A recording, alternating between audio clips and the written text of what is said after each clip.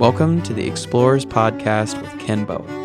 Here, Ken connects with friends and peers to discuss issues in the world and practices to improve one's biblical perspective.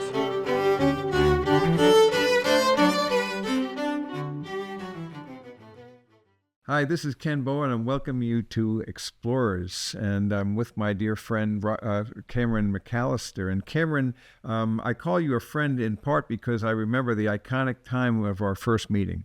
And it was, as C.S. Lewis describes it, he says, a friendship takes place when two people realize, oh, you like that too? Because I thought nobody was interested in it. And then you discover that. And in this case, it had to do with the films of Robert Bresson. And not a lot of people we know are going to love his movies. I mean, growing up, I probably was 19 years old when I finally realized, okay, I'm going to be alone as a film lover on a lot of what I like, because I had tried, you know how it is when you sit down with somebody, this is really profound, you're going to love this. And then they look at you and they think, they just basically say, are you serious? This is the most boring thing I've ever seen. So that was definitely, you too. I thought I was the only one. So that was right. Definitely the beginning of something special. Absolutely. And so film has kind of united us, but there are other themes as well that we love to think well and live well and love well. And so the whole area of apologetics, of culture and cultural analysis as well, of worldviews, of theology, of all these other things as well that kind of amplify our journey together. And so we're going to be exploring some themes together in our talk today. And so we're kind of launching together, and we'll see where it goes. Absolutely. Well, what's been on my mind a little bit is actually your unique emphasis on beauty.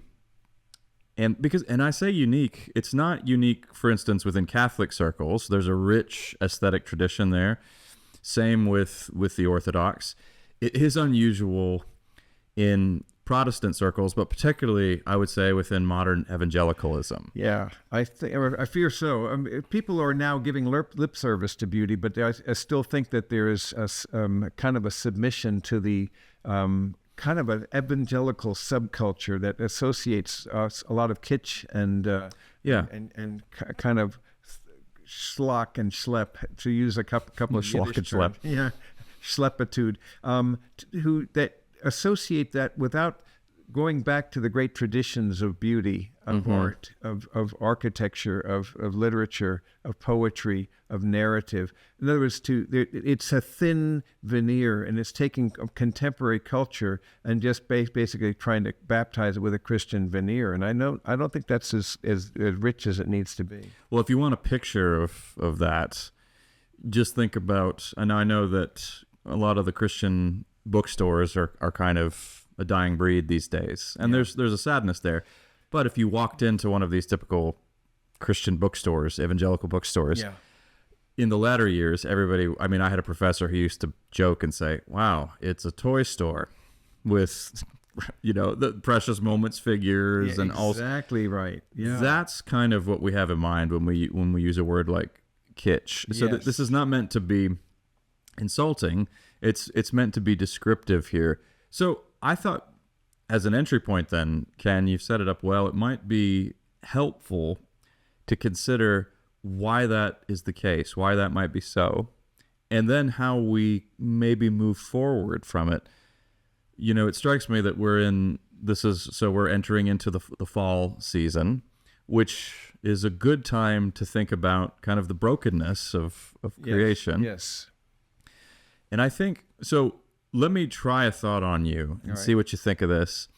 So a lot of Christian artists, or let's say theologically conservative evangelical artists, with the best of intentions, aim at beauty, but they give us sentimentality because they're trying to train an exclusive lens on beauty without acknowledging the fallen aspects of the human experience now. Yes. It's kind of this notion of everything has to be lightness and charm and bright and lovely. Once again, that kitsch that we're talking about. It's associated with, not only with Christian bookstores, but with a lot of churches. I was used to, by the way, I can't resist this, when I used to go to the national conference, these Christian booksellers associations, and then it became just made more of a trade show. But more of the exhibits were not about books themselves, but about all these crazy holy hardware and Jesus junk, as I call it. Oh man, yeah. And it just reminded me, I was in a Cracker Barrel, and it's the same thing there. When you go through that, and they change it 5 times a year. Yeah. So, but when I used to go to the conferences, I had to I'd say, as I put it, run the gauntlet of aesthetic assault. I would go up and down the aisles, and it can't be worse. No, there are the Jesus ties. There's the sandals. There's this, and it just a marvel that. But that same sort of ethos is easily projected on the church, because they want it to be nice and bright and light, and without any disparate colors or anything that offsets it. But we know very well that in a fallen world, there's a kind of a respiration that beauty and that ugliness actually relate together, because evil is a parasite on good. It's an ontological parasite. Yeah. And when we think about that, if it's parasitical on good, then, as Augustine put it, it invites us to have disordered loves and distorted goods, so that it's not a thing in itself any more than darkness is not a thing, it's an absence of light. Right. And cold is not a thing, it's not an entity, it's an absence of heat. And similarly, this is why Lewis beautifully put it in The Great Divorce, the Screw Tape Letters. Our Father below can never invent a new pleasure. And that's a brilliant insight. Yeah. Only the enemy can do that. And he invites, but our Father can take the pleasures and of course it's Satan, takes the pleasures that God has created and invites the humans to use them in the wrong way, in the wrong amount, the wrong time, wrong purposes, wrong power.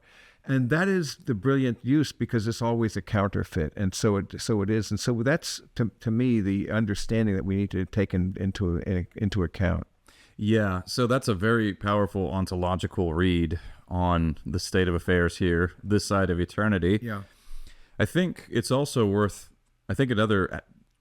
something else that influences, I think, a lot of Christians to see beauty in sort of a narrowly escapist kind of fashion would be what we've talked about on here before, but a focus on ugliness and darkness and depravity that is excessive. And we see that in we don't just see that in the art world. It's easy to point to that in the world of entertainment. I think, even my non-Christian friends, Ken, I don't know whether this is the case with you, but even my non-Christian friends have noted how depraved and dark so much of our entertainment is these days, and how degraded. Yeah, they're noticing it. Yeah. So I think that drives a reaction. It's been called the uglification of everything. I think that was what Sir Roger Scruton called it. I think so, yeah. And Peggy Newton wrote an article on that. But Sir Roger Scruton, as he did so well, why modern art is so bad, and his understanding is that they've moved away from the transcendentals. And so Newton's article, she remembers the talented Mr. Ripley, and then contrasts that with the Netflix Ripley. Right. Share your thoughts about that. Well, what happens is in so many of these modern remakes, like the talented Mr. Ripley, you amplify all of the seedy aspects of the story. That seems to be, and that's viewed as kind of realism. But the problem is it doesn't really work in this particular story, because you need the character to be charming. So he is, yes, it's true, he's a sociopath, but the narrative turns on the twist. But in the remake, he's so aggressively unlikable to begin with that it just doesn't work.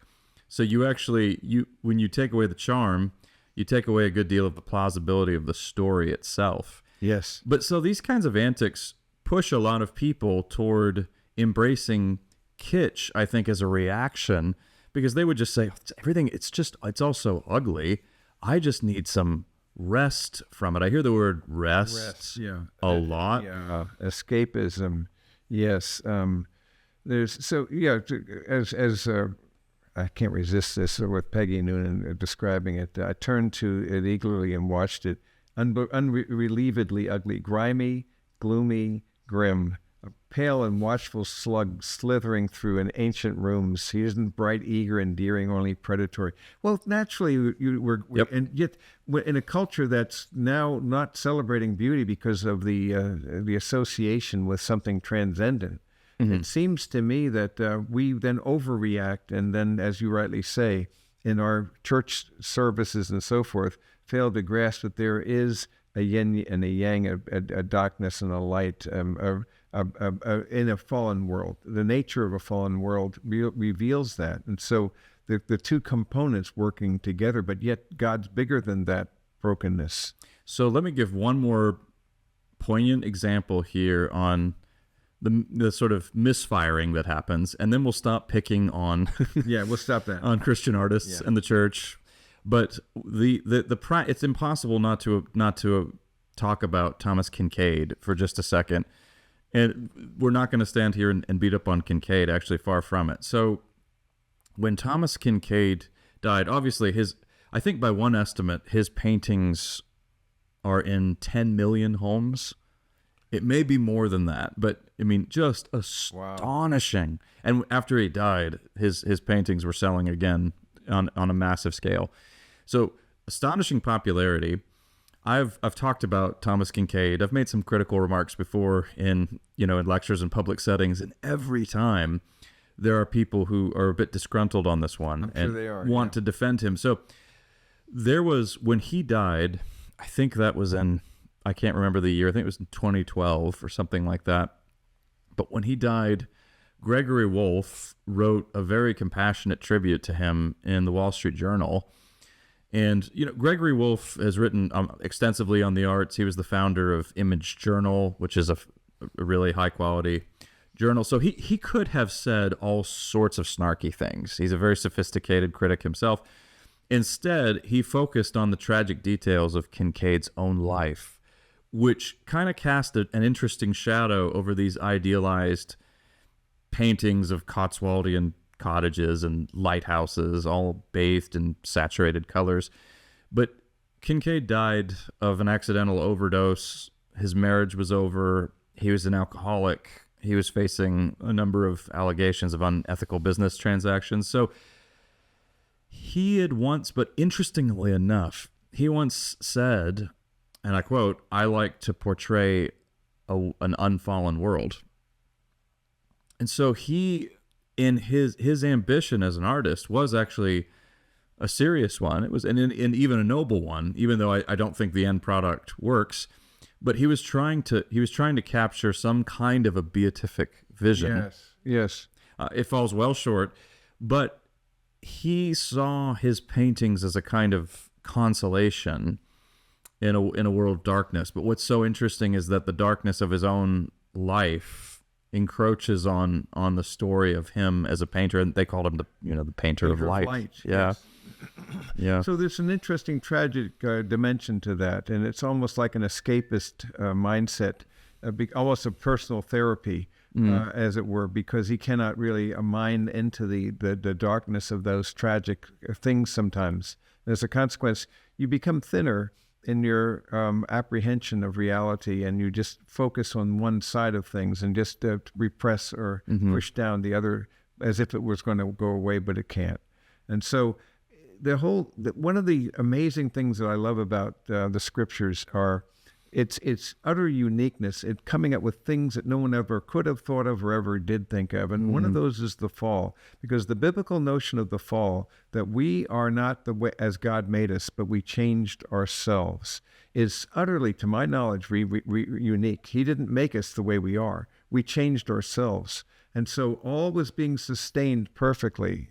As a scientist, I don't think there was the second law of thermodynamics was applicable until the fall, because it was all energy would continue to be turned into useful energy, and God in all places would actually continue to sustain and remove entropy and downward pull and keep it together. And so there was actually, my view is that there was time in which the amount of useful energy and total energy was the same, but then it fell. Now the fact is that this fall was not something that God made him, but he gave him the capacity, not as an automaton, but as a relational being who could have the capacity, the response hyphen ability to choose to say no. And of course, yet he knew in all times, but he transcends the boundaries of time and space. And so the mystery is that this is going to make it for a greater story. And we all know in a character arc, you and I love great film, and we love a great story. And we know that a story well told, it gets closer to the greatest story ever told.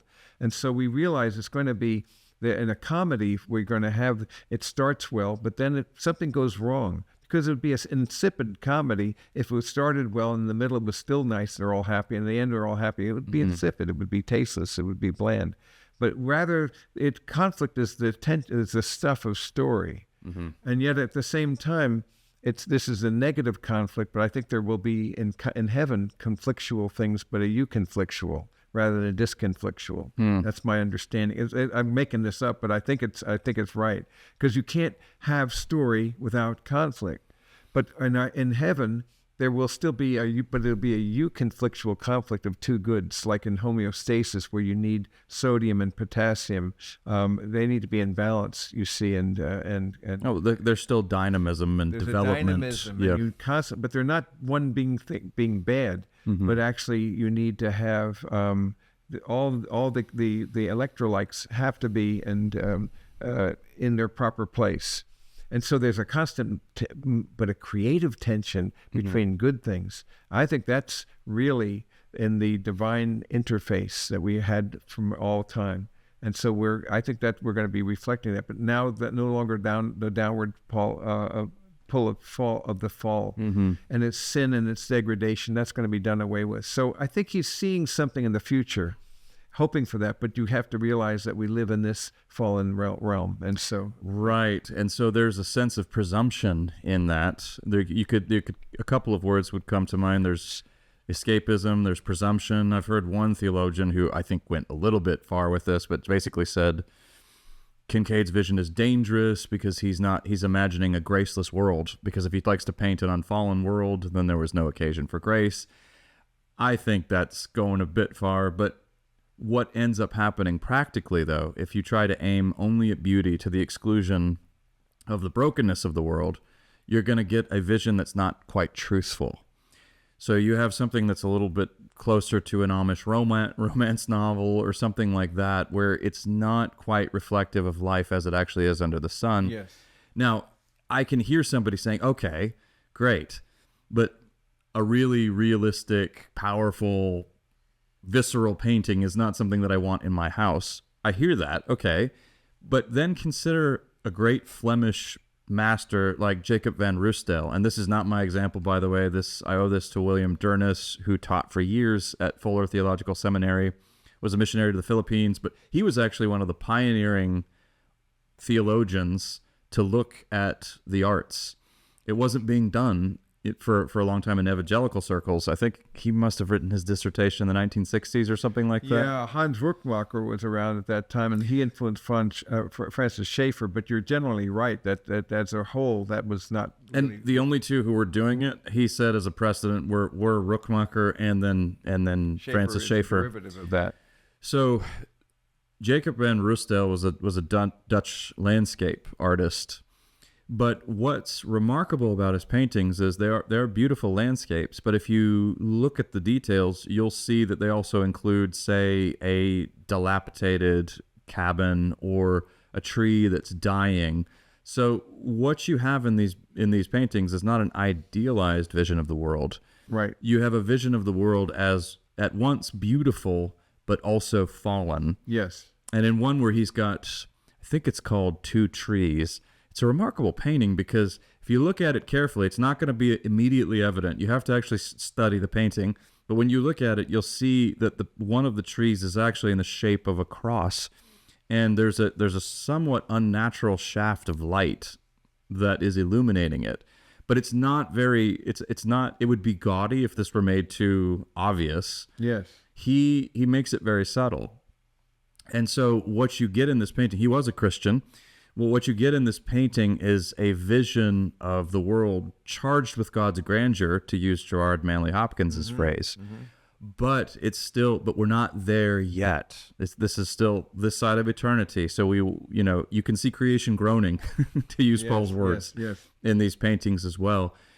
Those are paintings that would look lovely in a home. There's no uglification.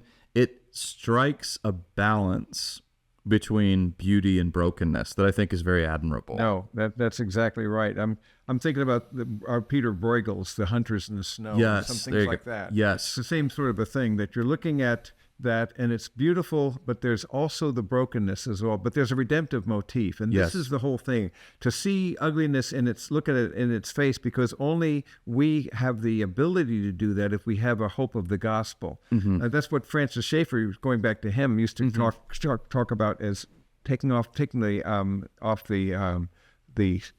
lid, taking out the ceiling off, and revealing. But naturally, if without the gospel, a person would have to default to some naive view of human nature as being basically good, because if we acknowledge the evil, then we don't have a gospel to correspond, and so that would bring us into complete despair and existential angst. Yeah, and I think culturally, that's where a lot of our elites are. That's right. And that's the vision, I think, that's coming through with stuff that's labeled, under the heading of the uglification heading. Yeah. That it's a vision of despair, which is why also this stuff gets labeled as realist. So, whether this is a teen drama that appears on HBO, I'm not going to name names. Here's what you can bank on. It's going to have copious amounts of explicit sex. It's going near pornographic levels of drug use and violence. And this is going to get billed to you as realism. No, this is reflective of the way life actually is on the ground. Now, sadly, there are aspects of that are true. But again, you're talking about a redemptive vision when we talk about Christianity. So that means that the darkness doesn't have permanence. It's not got staying power, and indeed, it exists parasitically. It's not even ontologically got the kind of status of goodness. But if you have no realistic anthropology, then there are those, you named the two outcomes. The one is a kind of escapist naivete. That's the one. The other is despair. And I think more people who are artistically wired will tend, if out of those two options, are going to tend more toward despair. I think generally speaking, more of an existential, kind of an angst, a kind of an anomie, a sense of a lack of place, a lack of understanding, and they won't be able to also to shut down their awareness of suffering and pain. It's too painfully obvious. Yes. So you can't just turn that off, and so then you can become Kafka-esque and just become totally succumbing to that those like metamorphosis and that sort of a thing. That we're just a giant cockroach that we wake up and find out. But rather, the biblical narrative gives us the best of the best stories, because the stories are the great fairy tales are. It begins generally. They begin well, and there's a fall in them. There's something that goes wrong, and then there's a redemptive dynamic, and then there's a recovery. But there's a character arc that's developed in a good comedy, where the people who at the beginning of the comedy were happy, but then something goes wrong, and the pain is reused redemptively, and therein lies the biblical narrative. If can pain be redemptive? Can God redeem what he allows? And that's the narrative that we're saying. So you can look full in the face of evil, but realize the greatest example of the glory of God, the beauty of God, the love of God is the cross of Christ. Yes. The ultimate, on the one hand, the ultimate historical atrocity, the most evil act ever committed. And violent and a bloody spectacle. On the other hand, the key redemptive act of history, and then followed by Christ's resurrection. So really that is the place to point when we talk about fallenness and beauty. Brokenness and beauty is Christians. The very fact that crosses are so ubiquitous right now, a Roman instrument of torture and humiliation, that has been redeemed as a symbol of hope and transcendence worldwide is a remarkable testament to this story, which includes all of those elements, but includes the triumph over them. Yes, the triumph, and how somehow the very pain can become redemptive and become a source of beauty in the strangest way. So when I speak about the fact that we are no longer defined by the pain of our bounded past, but by the joy of our unbounded future, I use this metaphor. You know the one where there's a tapestry in heaven, and the imagery is that God's weaving a tapestry, and you and I only can see the bottom side of the tapestry. It's chaotic, distorted, confusing. And then the idea is when we stand before Jesus, he turns it over and we see heaven's view, which is a lovely thought. But what I add to that I haven't seen done, but I think it makes more sense, is he's going to point, and you're going to see that the most beautiful patterns in the tapestry will have been forged in your times of greatest pain. Now that amplifies the tapestry, because now, and so that's why we see him as a lamb that's been slain. We see, even in his resurrected body, we see the beauty of his love manifested by the scars. Yeah. So that's a significant point there. There's that eternal redemptive dynamic that goes on. So that beauty is brought out of darkness and ugliness, and it's a redemptive dynamic. It's the great, it's the magic before the beginning of time, to use the Narnia. Well said. Yes. Yeah. So I think, just some key takeaways here are that striking that balance between beauty and brokenness in one's appreciation of art requires that we recognize the fallen aspects of human existence, but that we don't grant them permanence, and we recognize that they don't have the last word.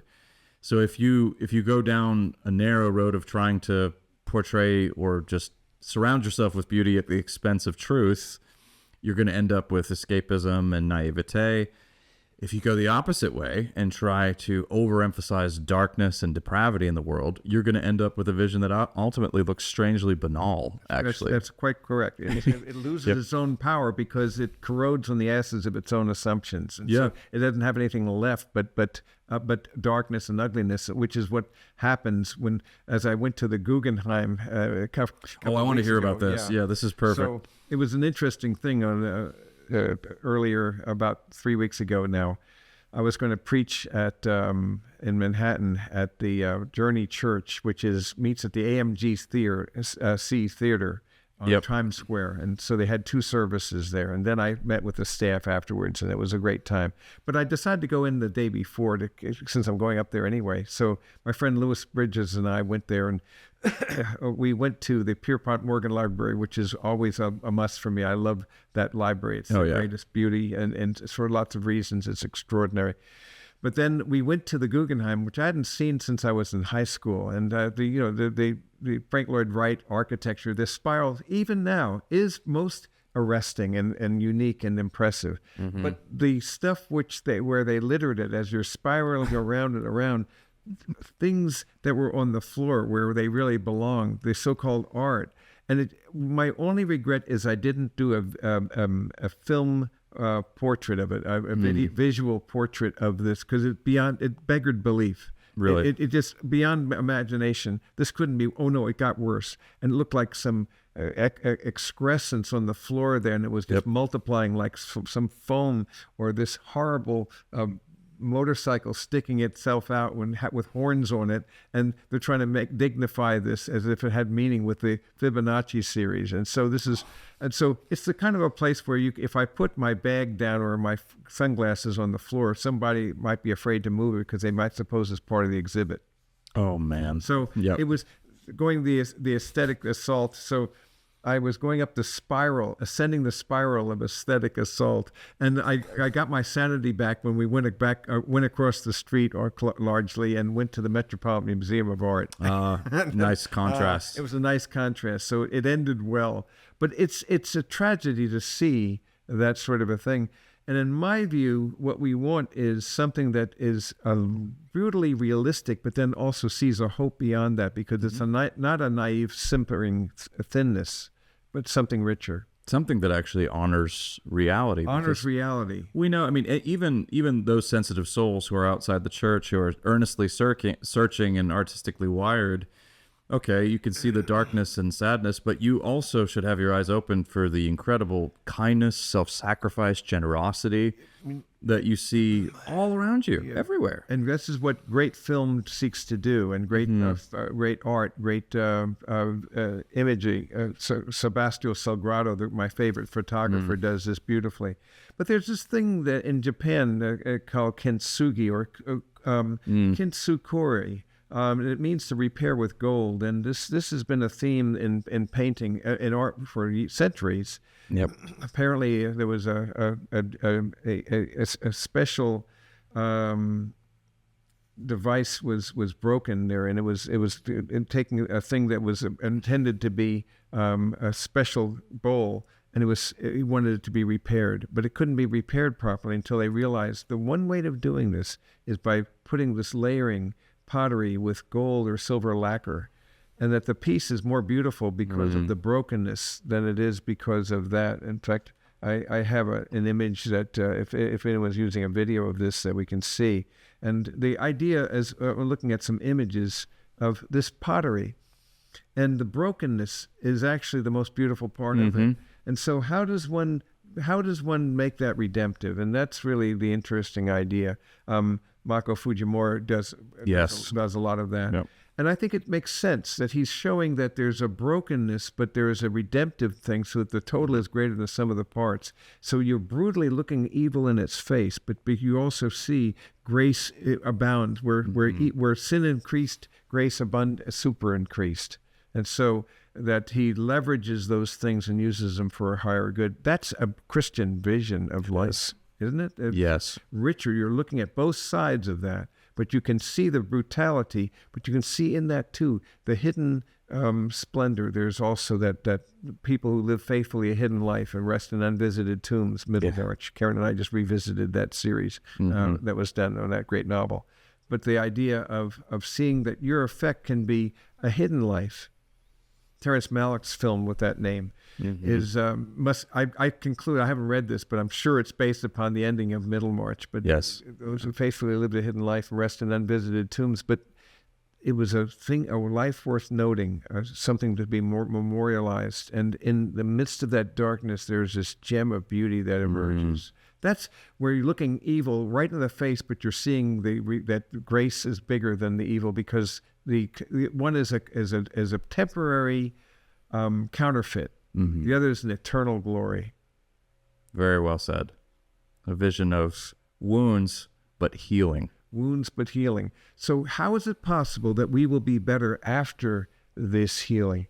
And as a scientist, I've been chewing on this whole business with the idea of the butterfly and the cycle. And so in the four parts where you have the eggs. And by the way, if you just did a collection of butterfly and moth eggs, it'd be a glorious exhibit. They're all exquisite in themselves. They're unique, and it displays the glory of God in ways that are. Then they become, as you know, move from an egg to a caterpillar. Yes, and that's the larval stage. And then it becomes the pupa. The third is the pupa, but with a butterfly and a moth, it creates its own burial chamber, which is an astonishing thought. The chrysalis is its own burial chamber, and he wraps it up, ties it, fixes it upside down on this twig, and once it's perfectly complete, and if you just collected the pupa, if you just collected the chrysalis, they'd be a glorious, beautiful collection, just in their own nature. But then the crazy thing, as you know, liquefies and becomes a goo that reconstitutes an entirely new body plan that the DNA has. And so what goes in there is a funny leaf-munching oddity, comes out as a glorious nectar-drinking wonder that flies. And so that's my analogy now. You and I, our bodies, and this world is the caterpillar of the new to come. So so I call Karen my beautiful caterpillar, and so, but it's charming. But so our resurrected bodies will be the same and yet very different, just as a butterfly is the same and yet different, as we can see. I think that's true also of the cosmos as a whole. If that's true, then this whole kintsugi, this whole thing of evil, this whole thing of grasping the darkness of this world, but looking at in great acts of great nobility and strength, that to me gives it a dignity and a permanence. I think that is an absolutely vital and eternal perspective that can actually fill us with excitement and anticipation. Again, yeah, because how do we live that way? So what do you do to enhance that? I want to see the world through Christian eyes rather than through the lens that culture, or the lenses that culture tries to hand to me. Yes. Not because I don't care about what's going on in culture, of course I do, but I just recognize that the world, in the sense not of the created order, but the world in the sense of the world, the flesh and the devil, the fallen human order, is going to have a fundamentally disordered view of reality. So what I want to do is I want to read God's word, I want to be with God's people, and I want to worship and take the sacraments so that my vision is restored. Yeah. But I have to do it repeatedly because I'm a blockhead. And we're all blockheads. We all leak. We all leak spiritual truth. Yes. And you're quite right. We need to be re-gospeling ourselves, as I've heard it. All the time. Yes. I mean, when somebody says, you don't come to a place where you say, all right, gospel, got it. It's in there. I've got it. That would be about like saying, all right, I know my wife loves me. I don't need her to say it anymore. I don't need to say it to her anymore. It just goes without saying. Right. No, you have to keep saying it. You have to keep hearing it. It's vital. Yeah. And that is so. Go to church. Nourish yourself on God's word, which is a treasure, as Ken would rightly tell you, is filled with celebrations of creation's exuberance and beauty, also filled with laments, and doesn't turn a blind eye to the darkness, but recognizes its impermanence. Yes, it sees its impermanence. It sees it will not have the last word. It is indeed a comedy that we celebrate, and therefore, it is the person who really has that understanding who has a right to laugh. Yes, because we really see in this world, though fallen, there is still a beauty and something that's going to continue on, and nothing that's good will be lost. Nothing. It's a lovely thought, and as you know, I also amplify it with art, as you do with film, and I amplify that with nature. And so, in the worship of the saints, and then the awareness of God's created order, looking at the mysterious world of physical wonders that point beyond themselves to the revealed spiritual wonders that we await. So it's, to me, it can be an adventure as we kind of look to the signals, the hints of transcendence, the signals of grace, those signals of transcendence that we can see. I think that's a way of living, isn't it? I think so. I've learned a lot from you in that regard. My own tendency sometimes is to focus to get too caught up in the news. I mean, news in a more expansive sense, and the sense of what's going on, what's current, what's in current thought. It is important, but it needs to be balanced, because that can lead to a sense of sadness and even despair if we're not careful. And so I've learned to be way more careful about curating what I'm watching, what I'm putting into my mind and heart. Well, there you go. Basically, that's right. What's the point of entry? So that what I'm focusing on, what's true, right, honorable, pure, lovely, of good repute, anything excellence, worthy of praise. It's not that you're not aware of these and we can't see them. We can, and we've talked about a lot of film that through that lens of darkness, like The Exorcist and the Night of the Hunter. Films like this are so iconically extraordinary. They're arresting, and therefore they actually invite us to a bigger vision of life that would transcend that darkness and that pull down. So if seen correctly, then each of these things become an offsetting amplifier. They do. And it's just recognizing we all have different thresholds. And for some of us, images carry such force and power. We have to be more careful with what we see. Yes. For others, we've got a different threshold. But what's always stuck with me ever since I heard it was Dallas Willard once pointed out that we really do exercise a lot of control over how we feel and react. Because I just absorbed the modern adage, well, you can't help how you feel. You have to control yourself. Yes, self-control. But Willard said, no, actually, there's some truth to that. But for the most part, you really do exercise extraordinary amounts of control over how you feel, because you exercise a lot of control over what you put into what you dwell on. That's exactly right. Yes. He's right. Yes, he's right. It's a very convicting thought. And so you and I it's true, we do watch some films that are very confrontational and challenging. Sure. I have learned from you, actually, in the last 2 years, and you not through any, you haven't made it's those listening. Ken has never given me a lecture or made any admonishments to me or but just watching his habits, watching his own habit of dwelling on real holistic visions of beauty. Some of that, but he's got a way of focusing that keeps his vision balanced, and I've learned to try to emulate that and do that myself, rather than focusing too much on fallen aspects, yes. which it's not helpful to do that. I mean, you always need balance in any diet. Yeah, I hear what you're saying, and that's where I always challenge my audiences to have a greater word to world ratio. Yes, and so because I don't want to granulate on the news, because it's the opposite of what's true, right, honorable, pure, lovely, and of good repute. It's just the opposite of those things. And so we have to ask ourselves, what am I important? But I need to be aware, yes, to understand the times, know how we live, but not so much to dwell on it. So I'm not practicing the presence of evil. Or going back to Willard a minute, we can speak to ourselves or listen to ourselves. And so when I listen to myself, I'm whining and this, that, and the other, but I can speak truth to myself, and I can choose. And so you strengthen your will by that resolve, and then have a less of a sloppy thought life as a consequence. So he's right. I mean, it's the whole idea of intention, vision, intention, and means. What do you want? What's the price tag? And are you willing to, if you want it enough to pay the price? So we can become that kind of a person. And who doesn't want to be a person like Christ? We should want to inspire it, because love, joy, peace, patience, kindness, goodness, faithfulness, gentleness, self-control. When a person manifests that, you want to be around them. You do.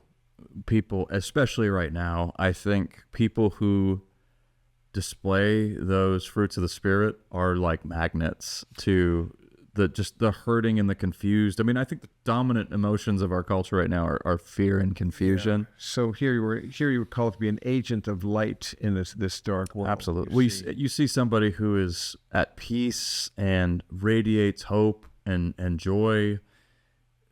It does get noticed, and people want that and need that, and so that's just a good word to all of us to be those agents of change and transformation for people.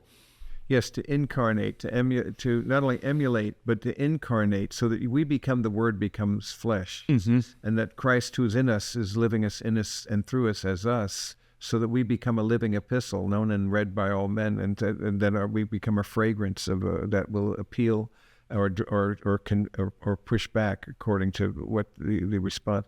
That's an amazing thought. So we're called to be enfleshed, the Word that became, but through your unique personality.